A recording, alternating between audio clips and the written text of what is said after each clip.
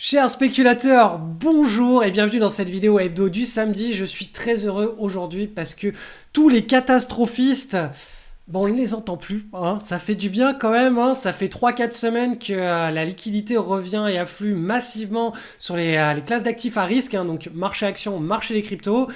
Et on va faire le point, notamment sur le Bitcoin d'ailleurs, et puis sur le marché action.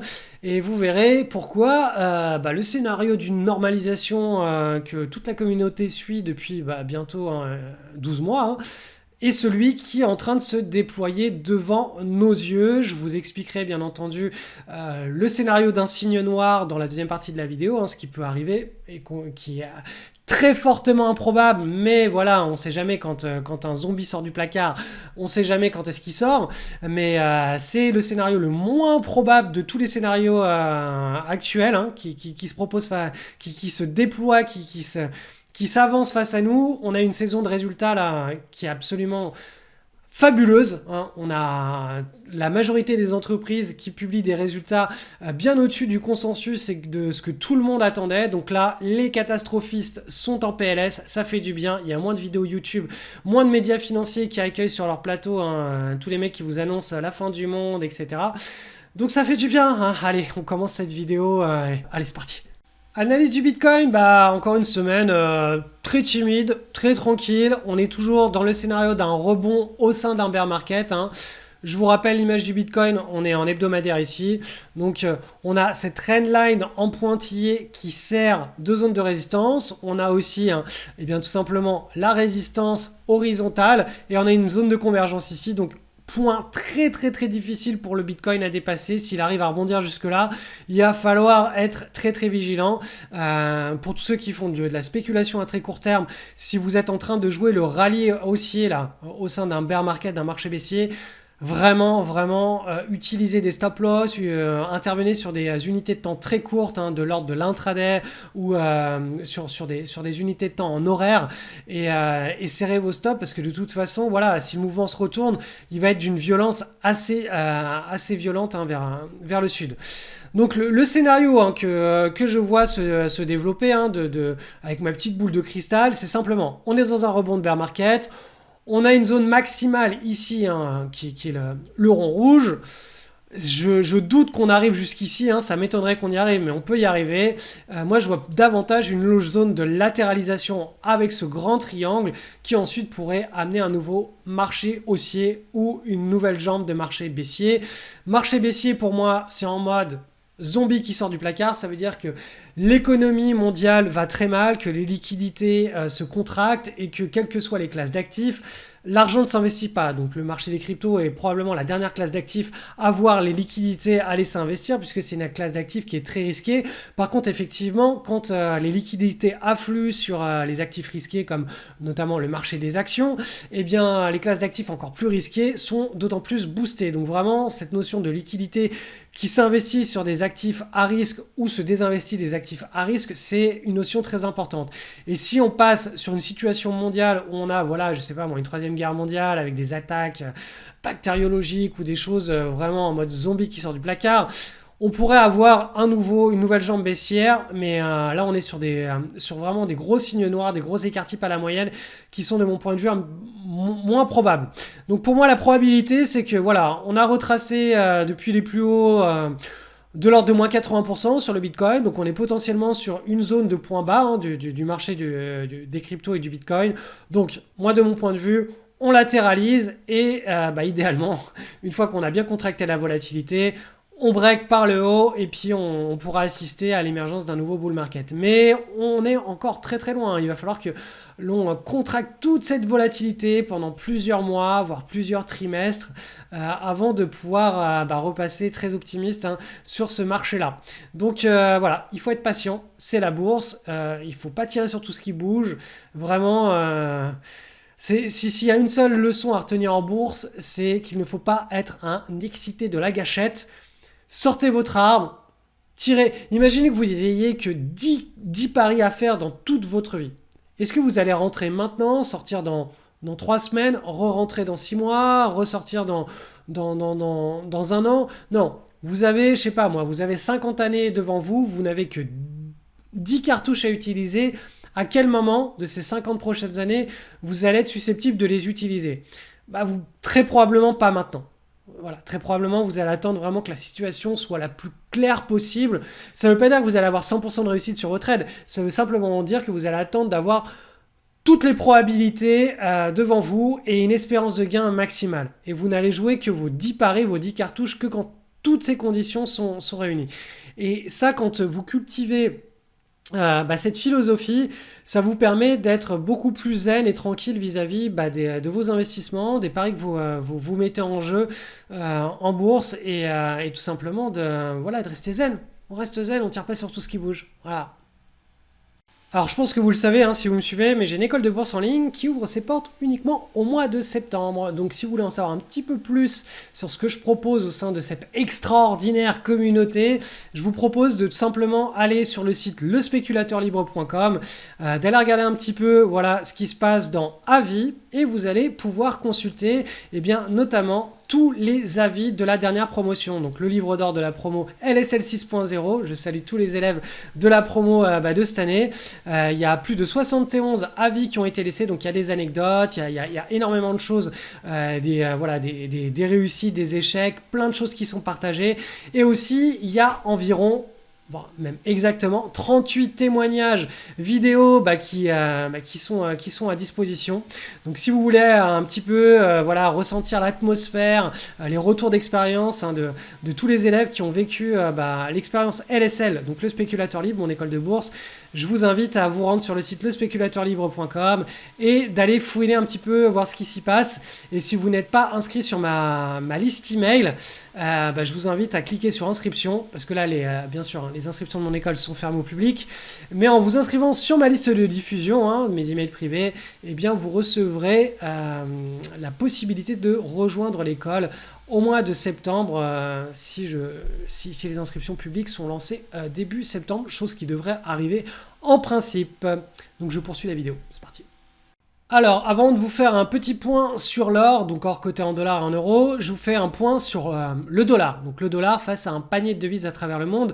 Vous voyez qu'en journalier, depuis le mois de mai de l'année dernière, le dollar s'est enclenché une tendance haussière qui a accéléré et qui a été, donc cette accélération a été stoppée. Elle a été stoppée au cours des 2 dernières semaines. On a cassé par le bas ce qu'on appelle ce mouvement parabolique a été cassé. Donc là, on est dans une période de latéralisation. Donc ça, c'est du journalier. Je vais vous montrer ça en hebdomadaire.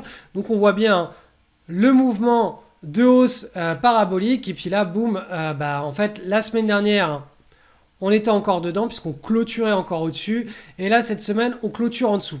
Donc tout ça, qu'est-ce que ça veut dire? Ça ne veut pas dire que le dollar index va repartir en marché baissier, va s'écrouler, etc. Ça veut simplement dire qu'on devrait assister à une latéralisation un petit peu plus longue dans le temps à partir de maintenant. Donc vous voyez que la bande de Bollinger supérieure ici en hebdomadaire commence à se stabiliser. Celle de l'inférieur, elle commence à remonter. Donc on devrait très probablement assister à une consolidation. Voilà.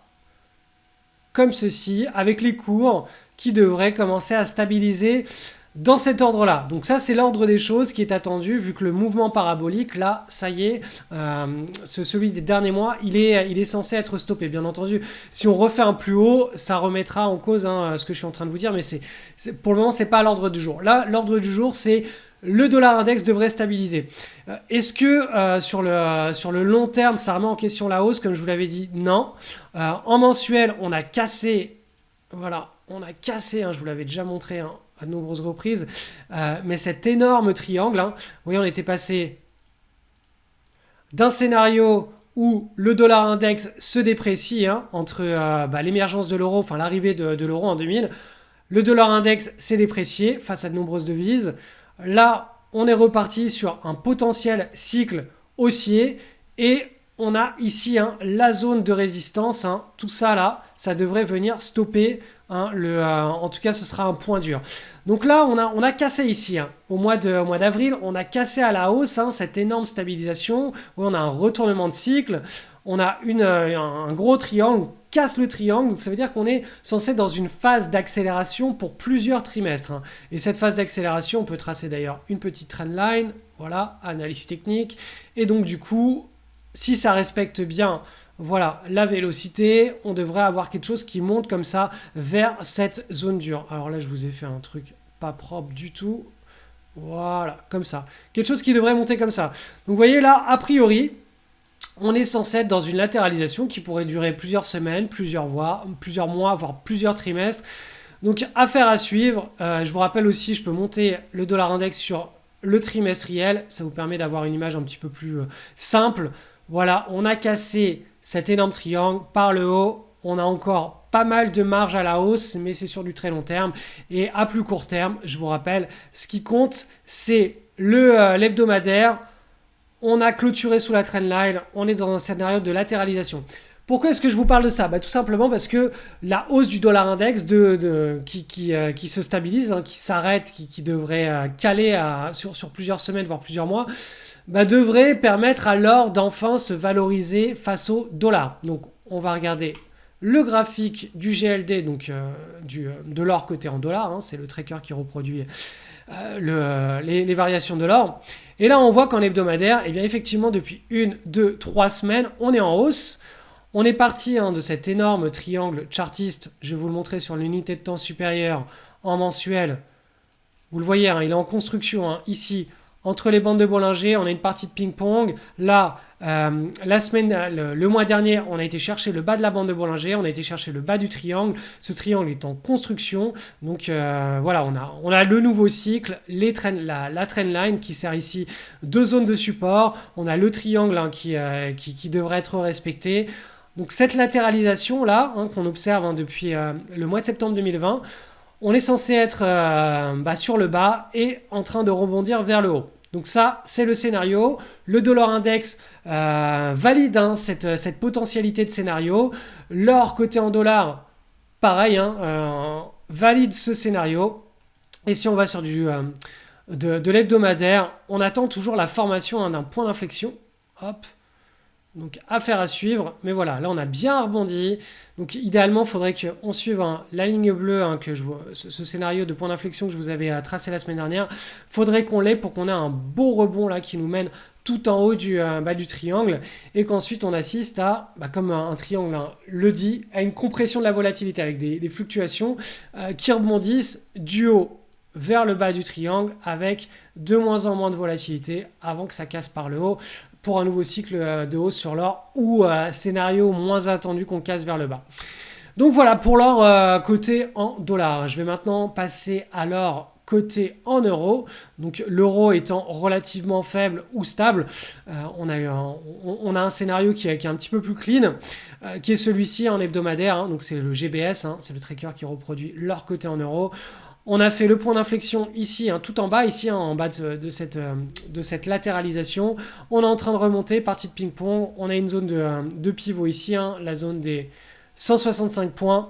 On devrait commencer à stabiliser, comme ce que je vous ai tracé au cours des précédentes semaines avec ces lignes bleues. Donc voilà, on est toujours dans une latéralisation sur leur côté en euros. Ça maintient bien la valeur, cette classe d'actifs. L'or maintient très bien la valeur face à la chute de l'euro. Et en principe, voilà, si on commence à casser par le haut cette zone de convergence, vous voyez que ici, je vous ai mis un pivot en pointillé. On a aussi la trendline baissière de cette marche d'escalier là qui permet au cours de bien respirer. Si on commence à casser cette zone de convergence ici, là, on devrait assister à une nouvelle accélération. Mais en attendant, on s'attend davantage à ce que les cours se stabilisent avec de moins en moins de volatilité. Et ensuite, on pourra de nouveau avoir l'éventualité d'un breakout, donc d'une cassure par le haut de cette zone de convergence, convergence des résistances. Donc voilà, sur l'or, en fait, rien de neuf, simplement l'or coté en dollars. Ce qui est pas mal, c'est que le dollar va stabiliser, donc l'or coté en dollars devrait enfin pouvoir rebondir et toujours continuer cet énorme triangle chartiste. Quant à l'euro qui s'est fait déboîter face au dollar au cours des 12 derniers mois, comme je vous l'avais expliqué dans une précédente vidéo hebdo, on est sur la zone de parité là, des 1 euro contre le dollar, de 1 pour 1, donc, de 1. Donc là, a priori, c'est quand même un point dur. C'est pas une zone que l'on peut très facilement casser vers le bas et ensuite aller chercher très rapidement, hein, des supports autour de 0,80. Donc ça, je vous avais déjà fait une vidéo dessus. Donc là, ce qu'il est intéressant de noter, c'est que vous voyez cette trendline baissière avec les petits pointillés, elle a été respectée cette semaine, hein. On est allé chercher assez haut ici. On a tapé la zone, hein, de pointillés, donc la trendline baissière. On l'a tapé, hein, cette zone-là. Et ensuite, pour qu'on puisse s'extirper de ce bourbier qui est en train de nous, littéralement, de nous cramer tout notre pouvoir d'achat, enfin, en tout cas à tous les Européens, il va falloir qu'on assiste à la formation, hein, de ce double creux, d'un point d'inflexion que je vous avais mis en avant dans une précédente vidéo. Et là, on est parti pour la formation. Donc la formation de ce double creux, ça veut dire que on devrait à nouveau respirer, on devrait latéraliser et il nous faudrait une cassure par le haut pour que l'euro puisse rebondir. Alors, c'est pas un rebond, à mon avis, qui va être extraordinaire, hein. Dans le meilleur des cas, ce rebond peut nous amener ici. Ça, c'est vraiment le cas extrême, hein, d'optimisme. Moi, j'y crois pas trop. Je pense que on a cette zone-là, là, hop là, qui va déjà servir de point dur et on verra par la suite. Mais en tout cas, là, il est le scénario, il y a cette potentialité d'un rebond de l'euro face au dollar, c'est un rebond assez mécanique, hein, parce qu'on a eu vraiment un excès baissier. On est sur la parité, hein, c'est une zone de très très dure. De mon point de vue, voilà, si on a ce point d'inflexion qui se forme et qu'on casse par le haut, on peut avoir un rebond plus ou moins puissant, mais on peut avoir un rebond, quoi, significatif. Bien entendu, si on casse les 1, bah là, ça va être encore un moins 15, moins 20% dans nos dents. Analyse du SP500 avec une semaine extraordinaire. En fait, ça fait 3 semaines, 4 semaines qu'on est, on est sur un rallye, un puissant rebond.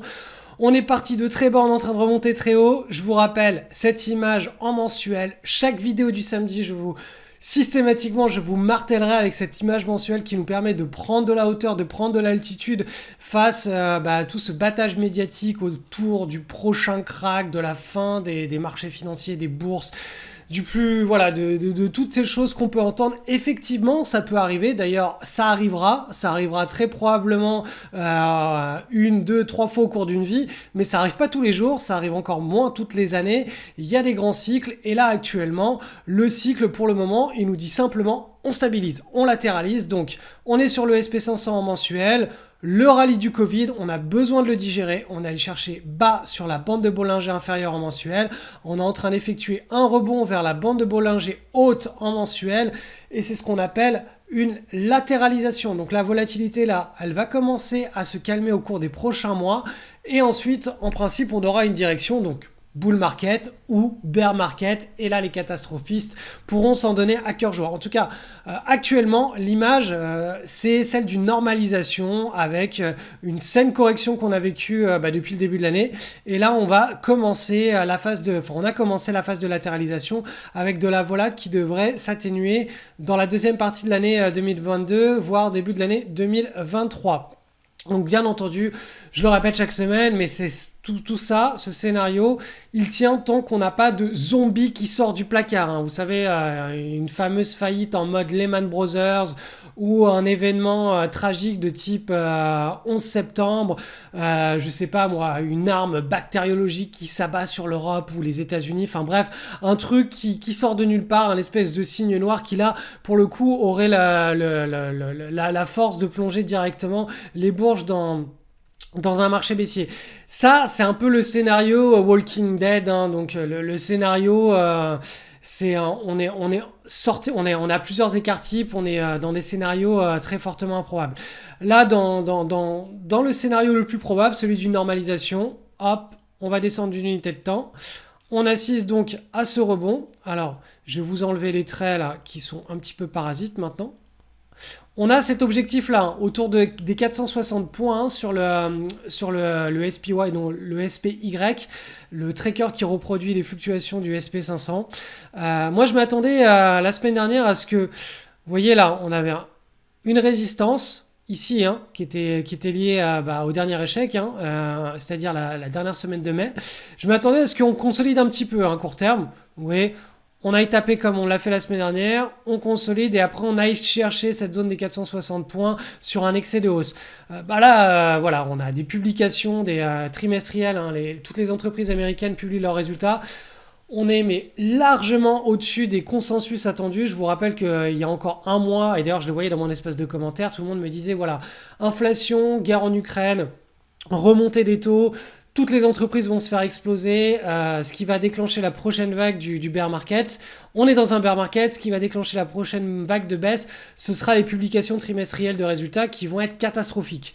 Bah non, en fait, on se rend compte que non, elles ne sont pas catastrophiques. D'ailleurs, quand j'avais émis l'hypothèse que peut-être qu'on allait être surpris à la hausse, encore une fois, dans les commentaires, on voit, en fait, ce qui est très intéressant sur YouTube, c'est pas trop de tenir compte du message profond d'un commentaire, mais plutôt de tâter de l'émotionnalité. Et en général, l'émotionnalité, elle est très forte dans les zones hautes de marché ou dans les zones basses de marché, dans les zones où la tendance s'inverse. Et là, vraiment, au mois de juin, on avait une zone d'émotionnalité très négative, avec beaucoup de gens qui ne pouvaient que voir le Sud. Et d'ailleurs, si vous vous référez aux vidéos hebdo qui ont été enregistrées pendant le mois de juin, vous verrez, hein, j'en parlais de cette émotivité et tout le monde ne voyait que le côté négatif des choses. Donc là, on est en train de repartir sur de l'optimisme.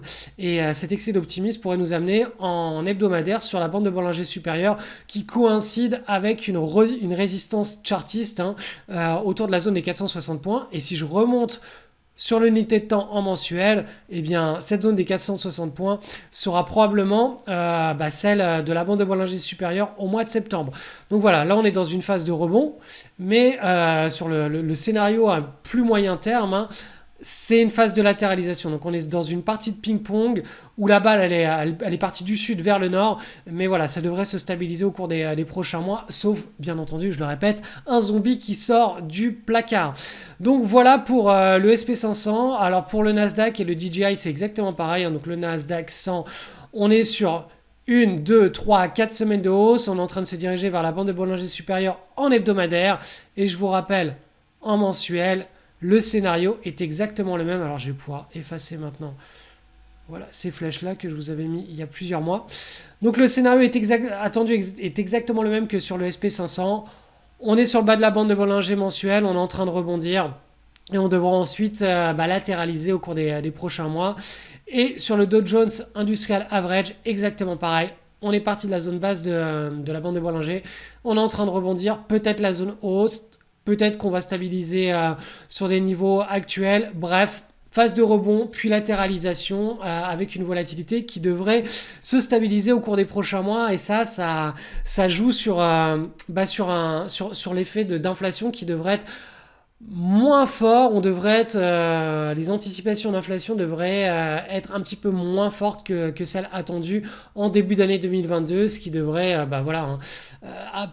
apporter de la stabilité et moins de volatilité sur le marché des actions. Dans le futur, la matrice déterminera nos trajectoires de vie qui nous devons être à partir de l'analyse de notre ADN. Un cheveu, une goutte de notre sang, et le test déterminera notre métier, nos amis, et qui nous épouserons, ce que nous aimerons faire et ce que nous serons capables d'accomplir. Grâce à cela, nous trouverons facilement notre place dans la société car le test déterminera quelle est notre utilité publique. Tout sera devenu tellement plus simple. Bienvenue à Gattaca. Je ne comprendrai jamais ce qui a poussé ma mère à placer sa confiance dans les mains de Dieu plutôt que dans celles de son généticien local. 10 doigts, 10 orteils, c'est tout ce qui importait autrefois. Plus maintenant. Le jour où je suis né, alors que je n'étais âgé que de quelques secondes, le moment exact et la cause de ma mort étaient déjà connus.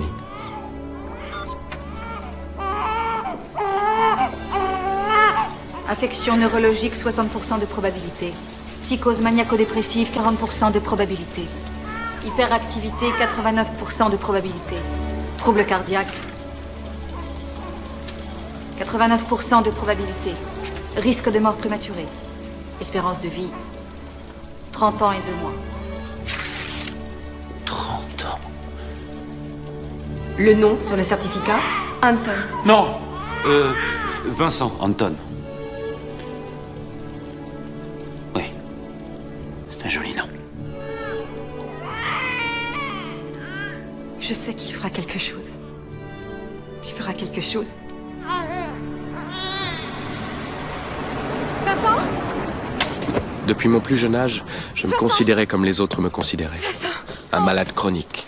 Chaque écorchure au genou, chaque petit rhume était traité comme s'il s'agissait d'une menace mortelle. Je suis navrée. L'assurance ne le couvrira pas.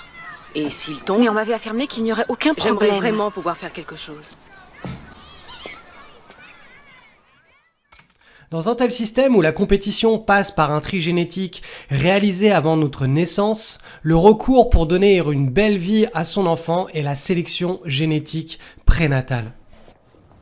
Comme la plupart des parents de leur époque, ils avaient décidé que leur prochain enfant viendrait au monde grâce à ce qui était devenu la méthode naturelle.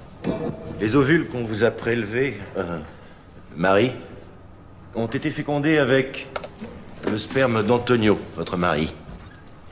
Après une présélection, nous nous retrouvons, comme vous le voyez, avec 2 garçons sains et 2 filles très saines. Naturellement, pas de prédisposition à aucune des plus graves maladies héréditaires. Il ne reste plus qu'à choisir le candidat le plus compatible. Tout d'abord, nous pouvons choisir le sexe. Y avez-vous réfléchi? Oh, nous voudrions que Vincent ait un petit frère, vous voyez, pour jouer avec lui. Bien sûr. Ça va, Vincent? Bien. Vous avez spécifié des yeux noisettes, des cheveux châtains et la peau claire. J'ai pris la liberté d'éradiquer tout risque de préjudice potentiel tels que calvitie prématurée, myopie, alcoolisme et prédisposition aux dépendances, tendance à la violence, obésité, ce genre de Nous ne choses. voulons pas qu'il ait des maladies, certes, mais... Oui, nous demandions seulement si ce serait bien de laisser quelques petites choses au hasard. Vous voulez donner à votre enfant le meilleur départ possible? Faites-moi confiance, il reste déjà suffisamment d'imperfections. Non, votre enfant n'a pas besoin de fardeau supplémentaire. Et gardez à l'esprit que cet enfant est toujours vous. Simplement le meilleur de vous. Vous pourriez concevoir de façon naturelle 1 millier de fois et ne jamais atteindre un tel résultat. Bienvenue à Gattaca est un manifeste contre l'eugénisme, où Vincent, le personnage principal, a eu la malchance d'être né de façon normale, c'est-à-dire sans sélection génétique, dans un système qui va le priver de perspectives d'évolution et l'empêcher de vivre son rêve, devenir astronaute. Peu importe les gènes, les maladies ou sa situation actuelle, chacun peut faire de grandes choses s'il le veut. Cette vidéo et mon école de bourse LSL sont une réponse à vous qui me regardez en ce moment même, en pensant que vous n'avez pas ce qu'il faut pour apprendre à investir en bourse.